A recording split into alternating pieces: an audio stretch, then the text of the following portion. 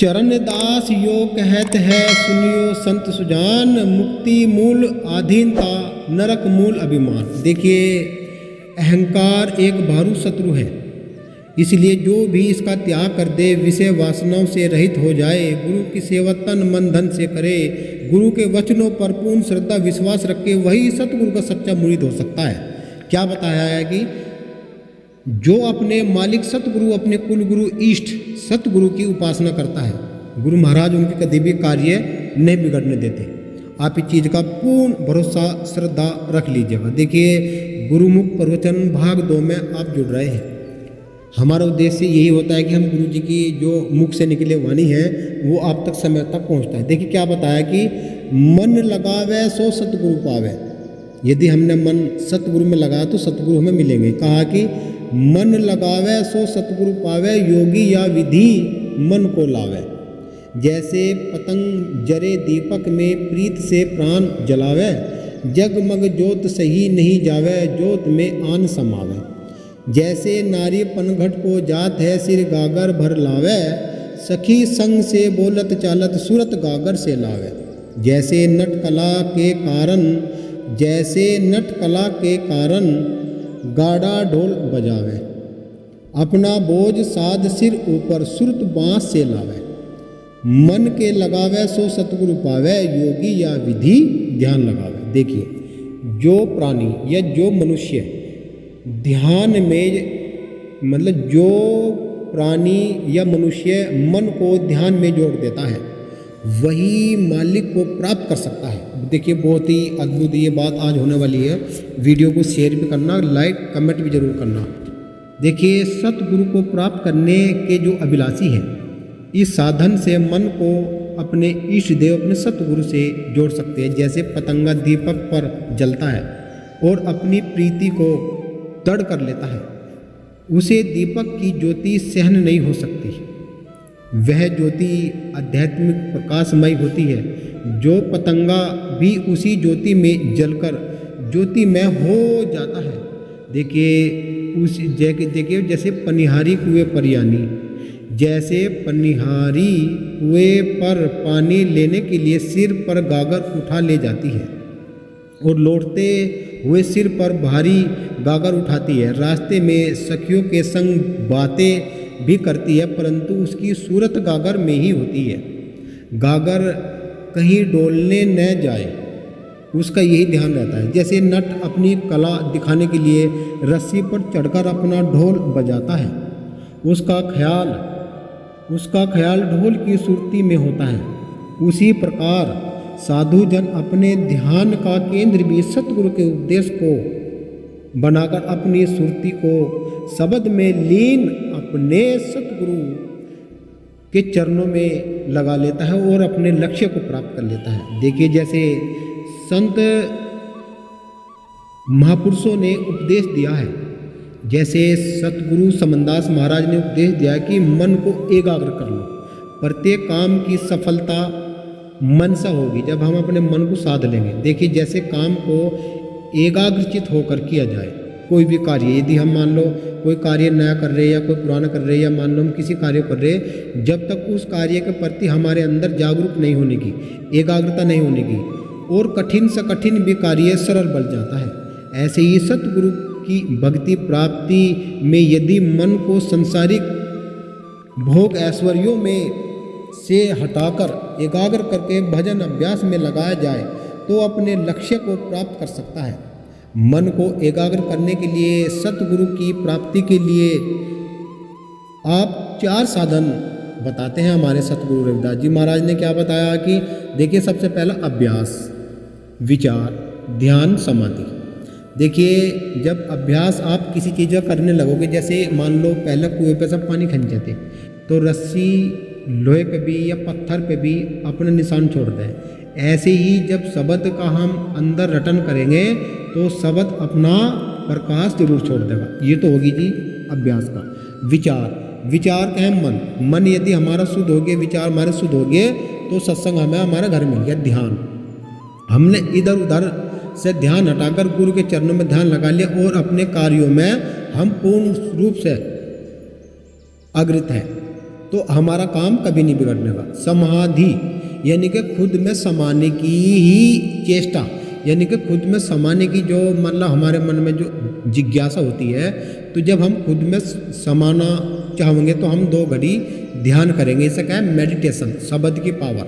जब हम मेडिटेशन की पावर जान लेंगे, शब्द की पावर जान लेंगे, तो हम समाधि की तरफ जा सकते हैं। देखिए इस प्रकार से फरमाया गया है, जैसे मान लो यदि हमें जीवन मुक्ति अपनी करनी है, अपने जिस मनुष्य शरीर मतलब मनुष्य योनि को हमें श्रेष्ठ बनाना है, तो हमें ये नियम फॉलो करने पड़ेंगे। देखिए भजन का अर्थ यही है कि किसी कार्य को नियम पूर्वक करना और चित्त वृत्तियों को एकाग्र करने के लिए ही हर समय अपने मन पर ध्यान रखना, उन्हें विचार करते रहना कि कहीं यह चित्त वृत्ति इधर उधर के ख्यालों में न चली जाए। स्मृति को शब्द में लीन करते हुए समाधि अवस्था तक पहुंचाना, यही परम लक्ष्य एक साधक का होता है।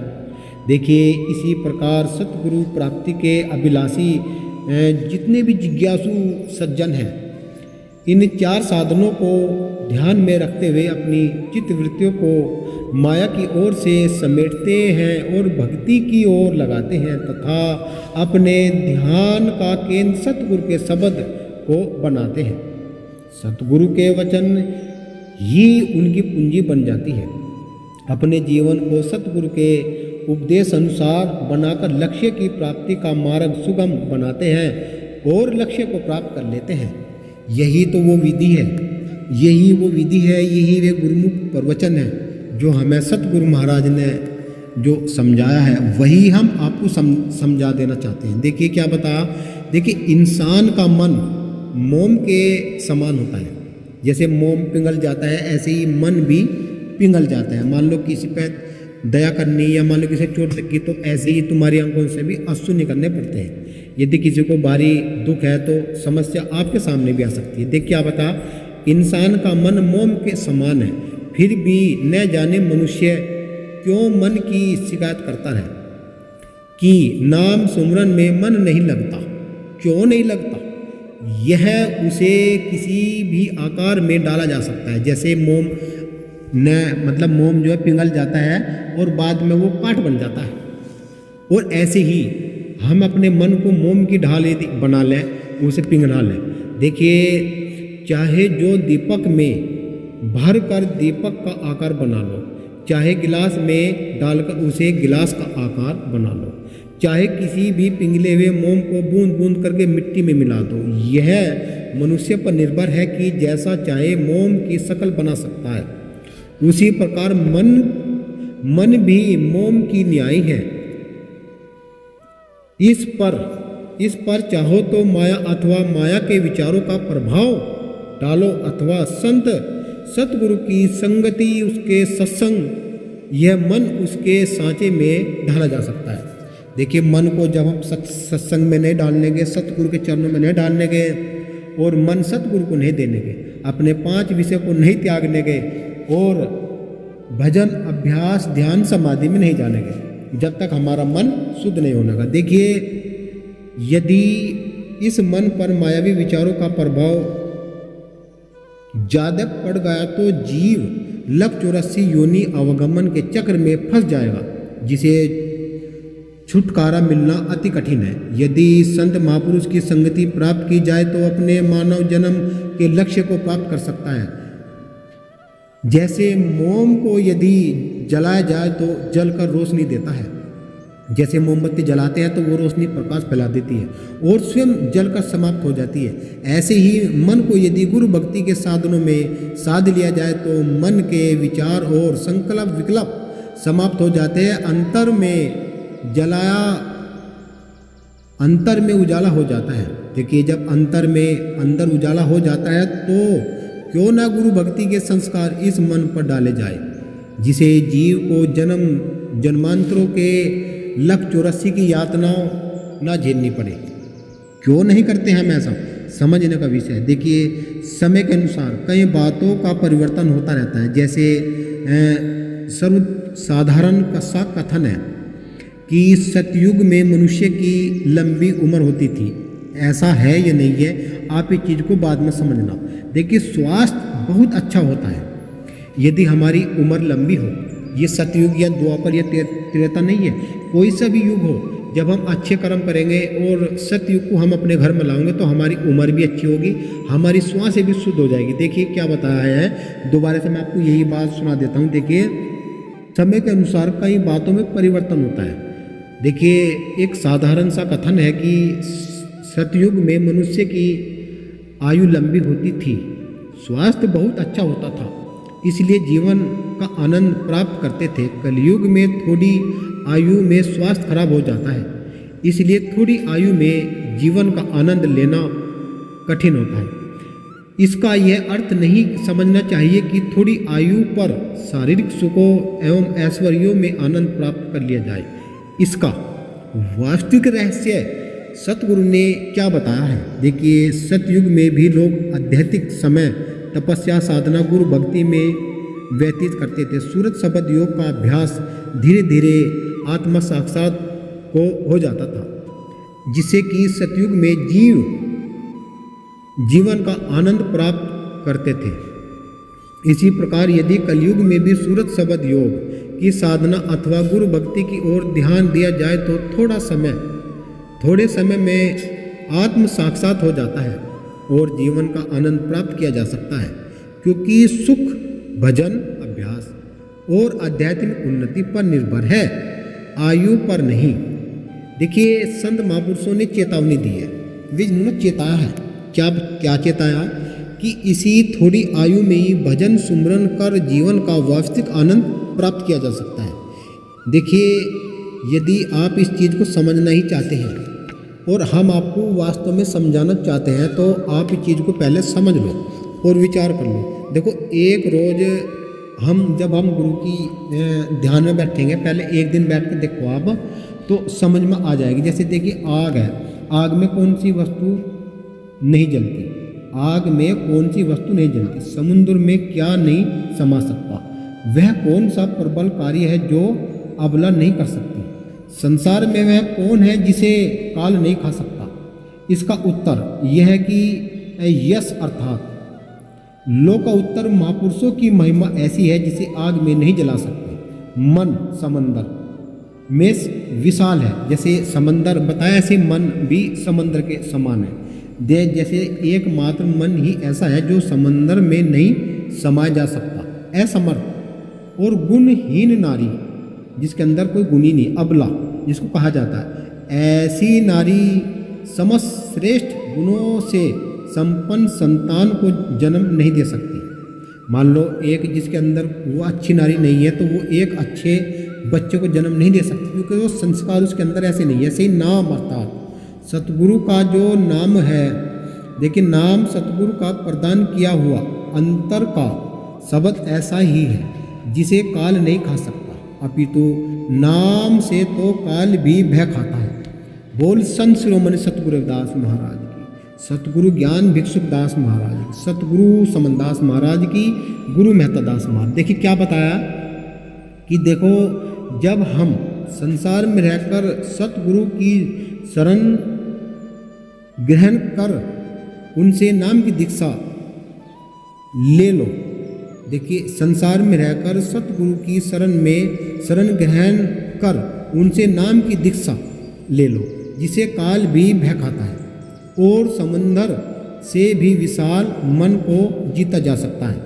मन तो समुद्र से भी विशाल है, इसलिए कहा जाता है कि मन एक सेकंड में 7 समुद्रों से पार की यात्रा कर सकता है।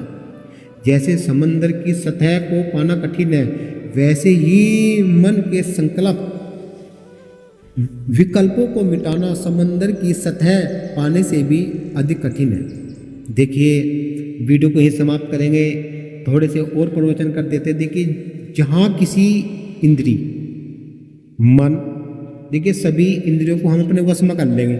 जब सभी इंद्रियों को मन में कर लेंगे और भाई हम सहज ध्यान में बैठ जाएंगे तो सहज ही पहुंचा जा सकता है, बिना किसी प्रकट अवस्था के। कभी रोता, कभी हंसता, कभी ठंडे श्वास लेने लगता, कभी ख्याली अनुभव में पहुंच जाता और कभी अपने आप को कंगाल मानता। तो कभी अपने आप को लखपति मानता। संकल्प के अनुसार उन भोगों को भी भोग लेता है जो परिस्थिति से भी न हो। एक सेकंड में 7 समंदर पार मन कर सकता है, ब्रह्मांड की सैर कर सकता है, उस वस्तु को जिसको कभी देखा भी न हो, यह सुना भी न हो, अनुपात सिद्ध करके देखता है, अपने ही प्रारंभ को ऐसे सुनहरे भविष्य का रूप देता है जिसकी कल्पना कई जन्मों तक नहीं की जा सकती। इसी तरह सोए हुए मन अपना काम करता है, शरीर को सोया रहता है, परंतु मन अवस्था में भी देश विदेशों में की भी सैर करता है। जैसे प्रकट हुआ यह मन आध्यात्मिक बलवान है। और परम संत सतगुरु रविदास महाराज की यदि आपने शरण ले ली तो आपका मन भी कंट्रोल हो जाएगा, आपकी व्यवस्था भी ठीक हो जाएगी, घर में सुख समृद्धि भी आ जाएगी और आप अपने आप को भाग्यशाली मान लोगे। क्या करना होगा आपको, देखिए वो 4 नीति तो बता चुके हैं। देखिए सबसे पहले अभ्यास, भजन, ये आपको करनी पड़ेगी। इसके भी विपरीत आ जाओ, जब आप मान लो साधना करोगे, सेवा करोगे, माता पिता की सेवा करोगे, घर में गुरु गद्दी लगाओगे, तो आपके पास वे सारी चीज़ आ जाएगी जो हमने अभ्यास, विचार, ध्यान, समाधि। पहले सेवा करनी सीखिए और अपने घर के अंदर गुरु रविदास जी महाराज जी गद्दी स्थापित करिए, तो निश्चय आपका कल्याण होगा। क्या बता दिया है, देखो जो गुरु की भक्ति करेगा उससे घर में कोई टोटा नहीं रहने का। गुरु की नाम से आप जुड़ी, यदि आप गुरु के नाम से जुड़ना ही चाहते हैं तो हमारे दिए नंबर संपर्क कर सकते हैं, हम आपको गुरु का नाम अवेलेबल कराएंगे। बोलिए सतगुरु रविदास महाराज की जय, सतगुरु समनदास महाराज की जय, गुरु मेहतादास महाराज की जय, सतनाम सतगुरु। देखिए नेक्स्ट वीडियो में हम भाग 3 लेकर आएंगे गुरुमुख प्रवचन के लिए, और इसी विषय में हम आपसे ये सत्संग जो सुनाते हैं इसलिए सुनाते हैं कि जिससे कि समाज में एक नई जागृति आए और जो लोग इधर उधर भटके हुए हैं, अपने धर्म को छोड़ चुके हैं, वे वास्तविक अपने ही धर्म सतगुरु रविदास महाराज के शरण में आए और वहीं मत्था टेक के वहीं भजन करें, उनका कोई टोटा कभी नहीं होगा। सतनाम सतगुरु।